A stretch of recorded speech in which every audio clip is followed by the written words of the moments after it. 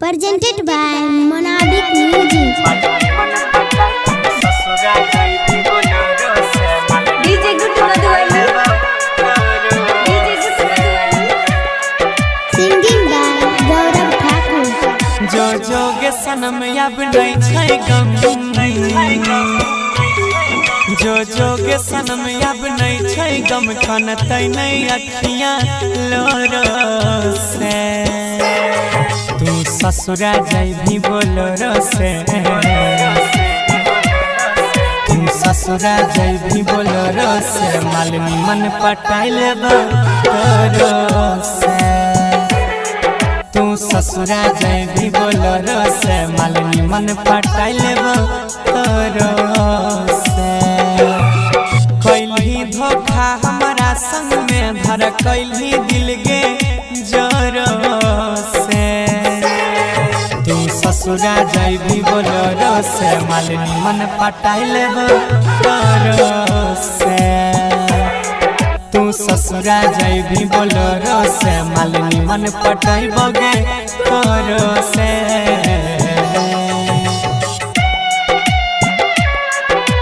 DJ Good Madhuvali. ससुरा जाई भी बोलोरो से मालनी मन पटाई लेबो तोरो से Recording by Money Star Delhi. ससुरा जाई भी बोलोरो से रहो सच्चा प्यार दिले धोखा गे अब बात करे के न मिलतो मौका गे रहे सच्चा प्यार दिले धोखा गे बात करे के न मिलतो मौका गे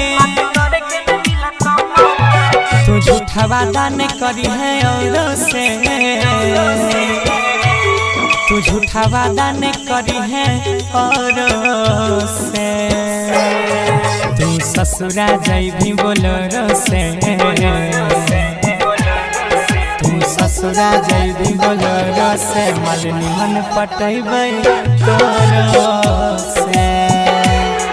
तू ससुरा जाई भी बोलोरो से मालनी मन पटैबै गे तोरो से DJ Good Madhuvali. ससुरा जाई भी बोलोरो से मालनी मन पटाई लेबो तोरो से Sai Recording Studio Delhi. ससुरा जाई भी बोलोरो से हाँ गौरव के न फरक पड़तै गे दोसर छौड़िया से प्यार करतै गे हन्नी के फरक नहीं पड़तै गे कोनो छौड़िया से प्यार